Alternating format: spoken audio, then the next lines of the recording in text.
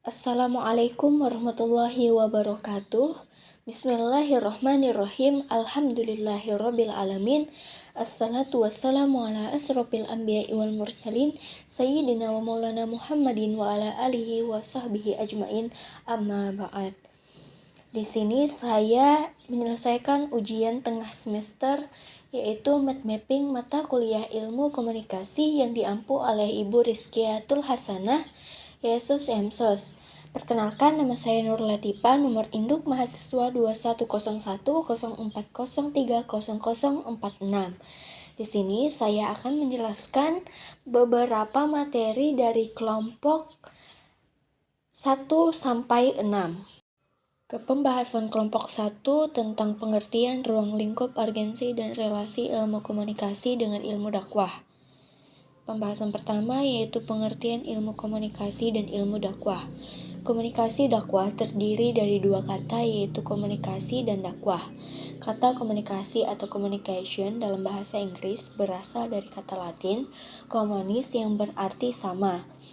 Communication atau communicare yang berarti membuat sama, to make common. Istilah pertama, komunis, paling sering disebut sebagai asal kata komunikasi, yang merupakan akar dari kata Latin lainnya yang mirip. Komunikasi menyarankan bahwa suatu pikiran, suatu makna, atau suatu pesan dianut secara sama. Komunikasi dakwah adalah suatu penyampaian pesan dakwah yang secara sengaja dilakukan oleh komunikator, dai kepada komunikan mad'u dengan tujuan membuat komunikasi berperilaku tertentu. Komunikasi dakwah dapat didefinisikan sebagai proses penyampaian dan informasi Islam untuk memengaruhi komunikan objek dakwah atau mad'u agar mengimani, mengilmui, mengamalkan, menyebarkan, dan membela kebenaran ajaran Islam. Ruang lingkup, hakikat, dan urgensi ilmu komunikasi dan ilmu dakwah. Komunikasi dapat dilakukan oleh setiap orang tidak memiliki batas sehingga bisa dikaitkan bahwa ruang lingkup ilmu komunikasi sangat luas. Kegiatan komunikasi dilakukan oleh setiap manusia setiap hari dimanapun mereka berada. Meski begitu, ruang lingkupnya masih dapat dipelajari, meliputi talaah yang digunakan untuk melihat kegiatan komunikasi setiap orang. Komunikasi dalam agama dirumuskan salah satunya adalah komunikasi menyentuh hati. Rasulullah Shallallahu Alaihi Wasallam adalah komunikator terbaik dalam menyampaikan pesan-pesan dakwah pada manusia, karena tidak mengherankan bahwa para sahabat beliau masing-masing merasa yang paling diperhatikan oleh Rasulullah. Relasi ilmu komunikasi dan ilmu dakwah. Ilmu komunikasi merupakan disiplin ilmu yang membahas tentang manusia berkomunikasi dan berinteraksi menyampaikan suatu pesan. Dakwah sendiri merupakan suatu proses interaksi dan juga terjalinnya komunikasi di antara komunikator dan komunikan dalam proses berlangsungnya dakwah. Di dalam konteks dakwah, tentunya proses dakwah sendiri tidak terlepas dari beberapa unsur komunikasi, yakni adanya komunikator, komunikan informasi, serta media yang dapat digunakan dengan baik. Ke penjelasan ke kelompok 2 yaitu mengenai proses komunikasi. Pengertian proses komunikasi. Proses komunikasi adalah proses mengenai bagaimana pesan dari komunikan dapat diterima oleh komunikator. Proses komunikasi adalah setiap langkah dapat diterima oleh komunikator. Proses komunikasi adalah setiap langkah mulai dari saat penciptaan pesan sampai pesan tersebut dipahami oleh komunikan sehingga komunikan mampu memberikan responnya. Proses komunikasi tidak akan terjadi bila salah satu komponennya terabaikan. Pesan tidak akan tercipta tanpa pengirim. Efek tidak akan ada tanpa pesan. Umpan balik ada karena ada penerima, serta tidak adanya penerima tanpa adanya pengirim. Menurut Joseph R. Dockham secara lengkap menyebutkan ada 6 unsur komunikasi, yaitu sumber, proses encoding, enkode, pesan, saluran, proses dekode, penerima, potensi umpan balik dan kemungkinan adanya gangguan. Proses komunikasi. Proses komunikasi dapat dijelaskan demikian. Pertama, pihak sumber membentuk kode, pesan, dan penyampaian melalui satu saluran tertentu, misalnya melalui surat, telepon, gelombang udara. Jika komunikasi berlangsung secara tatap muka, kemudian pihak penerima mengartikan atau menginterpretasikan pesan tersebut. Apabila ia, penerima, punya tanggapan, maka ia akan membentuk pesan dan menyampaikan kembali kepada sumber. Tanggapan yang disampaikan penerima pesan kepada sumber tersebut disebut sebagai umpan balik.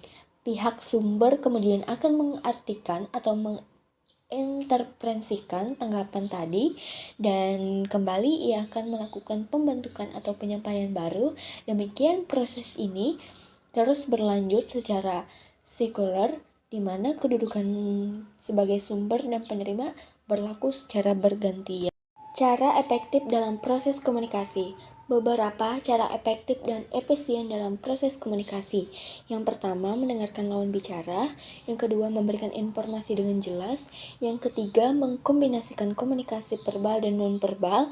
Yang keempat, memperhatikan gaya bahasa. Dan yang terakhir yaitu tidak melakukan komunikasi yang berlebihan. Hambatan dalam proses komunikasi. Hambatan dalam proses komunikasi, menurut Warsanto, meringkas hambatan komunikasi terbagi menjadi 3 macam, yaitu yang pertama, hambatan teknis. Hambatan teknis yaitu hambatan yang bersifat teknis, adalah hambatan yang disebabkan oleh berbagai macam faktor, seperti kurangnya sarana dan prasarana yang diperlukan dalam proses komunikasi, penguasaan teknik dan metode berkomunikasi yang tidak sesuai, kondisi fisik yang tidak memungkinkan terjadinya proses komunikasi yang dibagi menjadi kondisi fisik manusia, kondisi fisik yang berhubungan dengan waktu atau situasi atau keadaan, dan kondisi peralatan. Yang kedua yaitu hambatan semantik. Hambatan yang disebabkan kesalahan dalam menafsirkan, kesalahan dalam memberikan pengertian terhadap bahasa, kata-kata, kalimat, dan kode-kode yang digunakan dalam proses komunikasi. Dan yang ketiga yaitu hambatan perilaku. Hambatan perilaku disebut juga dengan hambatan kemanusiaan. Hambatan yang disebabkan berbagai bentuk sikap atau perilaku, baik dari komunikator maupun komunikan. Hambatan perilaku tampak dalam berbagai bentuk seperti pandangan yang sifatnya a priori, prasangka yang didasarkan pada emosi, suasana otoriter, ketidakmauan untuk berubah, sifatnya egosentris. Pembahasan yang ketiga yaitu dari kelompok 3 mengenai sejarah dan perkembangan komunikasi. Sejarah komunikasi. Komunikasi adalah hal terbesar yang dilakukan manusia dalam kehidupannya. Karena itulah, komunikasi penting untuk dipelajari sebagai sebuah ilmu. Sejarah komunikasi pada mulanya hanya merupakan upaya atau cara manusia menyampaikan ide, gagasan, kemauan, hasrat, dan lain sebagainya. Upaya tersebut hanya supaya manusia bisa saling berhubungan. Pada waktu itu, komunikasi tidak dianggap sebagai sesuatu yang harus diberi perhatian, dikaji, atau distrukturkan. Sejarah komunikasi sama tuanya dengan sejarah kehidupan manusia. Apabila ditelusuri, maka sejarah komunikasi dikatakan dimulai dengan perkembangan aktivitas retorika pada yang terjadi di zaman Yunani kuno. Perkembangan ilmu komunikasi. 4 periode sejarah perkembangan ilmu komunikasi secara umum. Sejarah perkembangan ilmu komunikasi dapat dibagi menjadi 4, antara lain yang pertama yaitu periode retorik, ilmu yang mengkaji proses pernyataan antar manusia. Yang kedua yaitu periode pertumbuhan. Terdapat 3 peristiwa penting yang terjadi di periode ini, yaitu penemuan teknologi komunikasi seperti telepon, radio, telegram, dan televisi. Proses industrialisasi dan serta modernisasi yang terjadi di negara-negara Eropa Barat dan Amerika, dan terpecahnya Perang Dunia I dan II.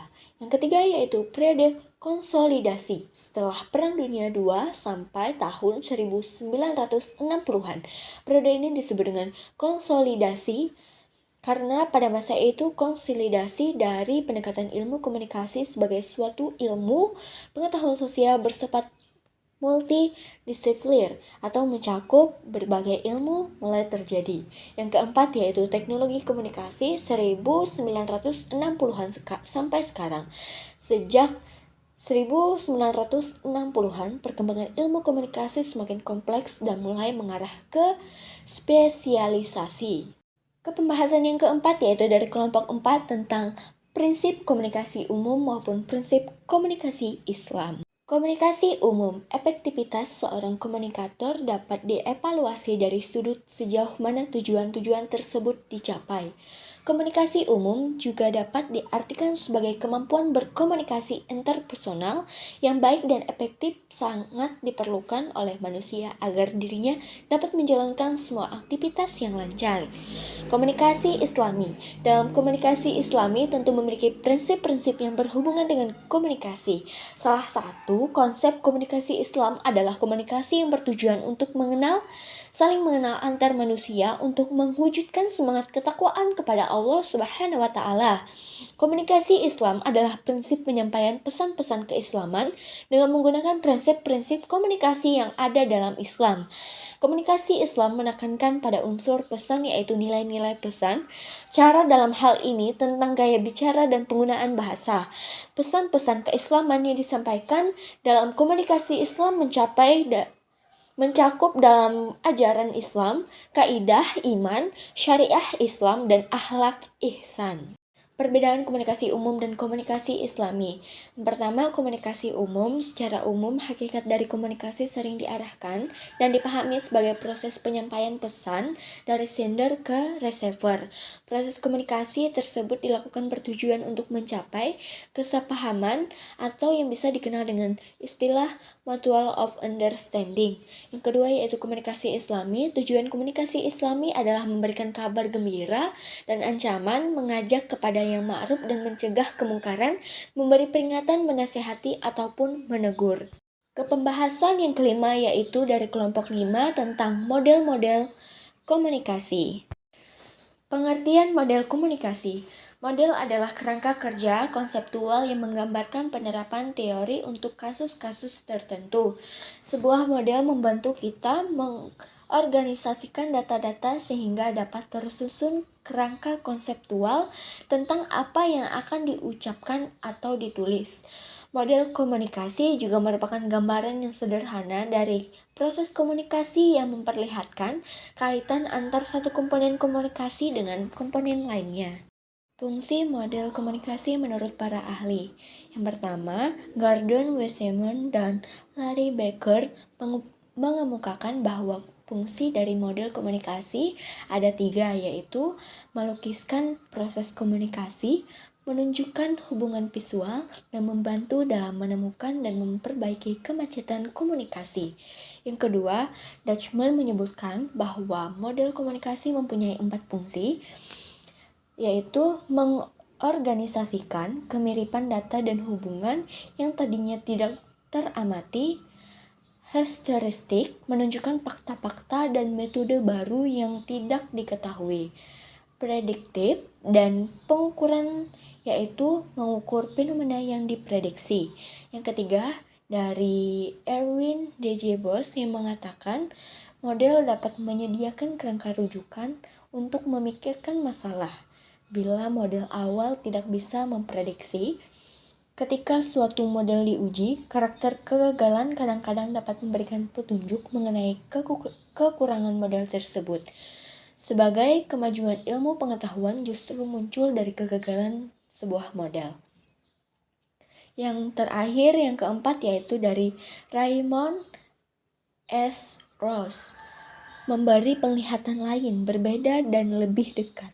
Model menyediakan kerangka rujukan, menyoroti problem abstraksi, dan menyarankan suatu masalah dalam bahasa simbolik bila terdapat peluang untuk menggunakan gambar atau simbol. Model-model komunikasi.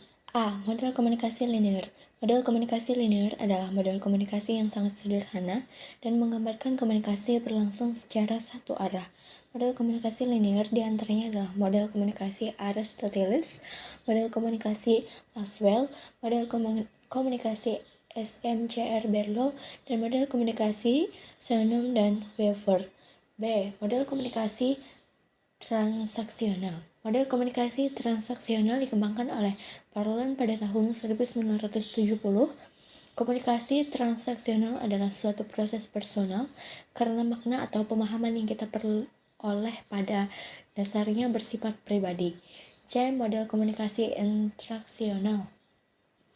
Komunikasi interaksional menggambarkan komunikasi sebagai sebuah proses di mana partisipasi komunikasi saling tertukar posisi sebagai pengirim pesan dan penerima pesan, serta berbentuk makna bersama dengan cara mengirim dan menerima umpan balik dari konteks fisik dan psikologis.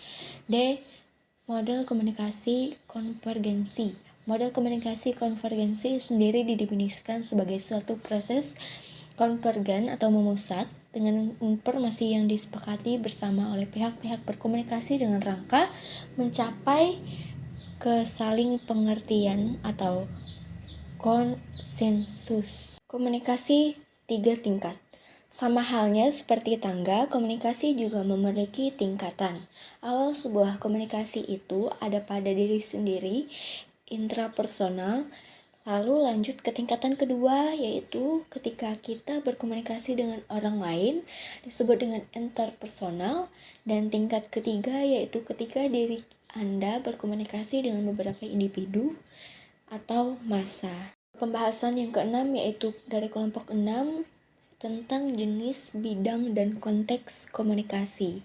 Jenis komunikasi. Komunikasi berdasarkan penyampaiannya. Pada umumnya setiap orang dapat berkomunikasi satu sama lain. Tidak hanya makhluk individu, tetapi juga makhluk sosial yang selalu mempunyai kebutuhan untuk berkomunikasi dengan sesamanya. Namun, tidak semua orang terampil berkomunikasi. Oleh sebab itu, dibutuhkan beberapa cara dalam penyampaian informasi. Berdasarkan cara menyampaikan informasi dapat dibedakan menjadi komunikasi verbal, lisan, atau nonverbal tertulis. Sementara komunikasi berdasarkan perilaku dapat dibedakan menjadi komunikasi formal, komunikasi informal, dan komunikasi nonformal. Yang pertama yaitu komunikasi formal, yaitu komunikasi yang terjadi di antara organisasi atau perusahaan yang tata caranya sudah diatur dalam struktur organisasinya. Contohnya seminar. Kedua yaitu komunikasi informal, yaitu komunikasi yang terjadi pada sebuah organisasi atau perusahaan yang tidak ditentukan dalam struktur organisasi, serta mendapat kesaksian resmi yang mungkin tidak berpengaruh kepada kepentingan organisasi atau perusahaan. Contohnya kabar burung, desas-desus, dan sebagainya. Dan yang ketiga yaitu komunikasi nonformal, yaitu komunikasi yang terjadi antara komunikasi yang bersifat formal atau informal, yaitu komunikasi yang berhubungan dengan pelaksanaan tugas pekerjaan organisasi atau perusahaan dengan kegiatan yang bersifat pribadi anggota organisasi atau perusahaan tersebut. Contohnya rapat mengenai ulang tahun perusahaan. Bidang komunikasi. Bidang komunikasi ada 7, yaitu komunikasi sosial, komunikasi organisasi atau manajemen, komunikasi bisnis, komunikasi politik, komunikasi internasional, komunikasi antar budaya, komunikasi pembangunan, komunikasi tradisional. Konteks komunikasi. Konteks komunikasi meliputi komunikasi intrapribadi, komunikasi antar pribadi, komunikasi publik, komunikasi organisasi, dan komunikasi massa. Penjelasan yang pertama yaitu komunikasi intrapribadi. Komunikasi intrapribadi, interpersonal communication adalah komunikasi dengan diri sendiri. Contohnya berpikir. Komunikasi antar pribadi interpersonal communication adalah komunikasi antara orang-orang secara tatap muka yang memungkinkan setiap pesertanya menangkap reaksi orang lain secara langsung, baik secara verbal ataupun nonverbal. Bentuk khusus dari komunikasi antar pribadi ini adalah komunikasi diadik yang melibatkan hanya 2 orang, seperti istri, 2 sejawat, 2 sahabat dekat, guru, murid, dan sebagainya. Ketiga, komunikasi publik. Komunikasi publik, public communication, adalah komunikasi antar seorang pembicara dengan sejumlah besar orang, halayak, yang tidak bisa dikenali satu persatu. Komunikasi demikian sering juga disebut seperti pidato, ceramah, atau kuliah umum. Komunikasi publik biasanya berlangsung lebih formal dan lebih sulit daripada komunikasi antar pribadi atau komunikasi sekelompok, karena komunikasi publik menuntut persiapan pesan yang cermat, keberanian, dan kemampuan menghadapi sejumlah besar orang. Yang keempat yaitu komunikasi organisasi. Komunikasi organisasi, organizational komunikasi, terjadi dalam bentuk organisasi bersifat formal dan juga informal, dan berlangsung dalam jaringan yang lebih besar daripada komunikasi kelompok. Yang kelima yaitu komunikasi massa. Komunikasi massa, mass communication, adalah komunikasi yang menggunakan media massa, baik cetak, surat, kabar, majalah, atau elektronik, radio, televisi. Berbiaya relatif mahal yang dikelola oleh suatu lembaga atau orang yang dilembagakan, yang ditujukan kepada sejumlah besar orang yang tersebar di banyak tempat, anonim, dan heterogen. Pesan-pesan bersifat umum disampaikan secara cepat, serentak, dan selintas, khususnya media elektronik. Demikian penjelasan dari kelompok pertama sampai kelompok 6 yang saya bisa paparkan. Mohon maaf apabila ada kekurangan, dan kelebihan hanya ada pada Allah Subhanahu wa Ta'ala. Terima kasih atas kesempatannya. Wabillahi taufiq wal hidayah. Wassalamualaikum warahmatullahi wabarakatuh.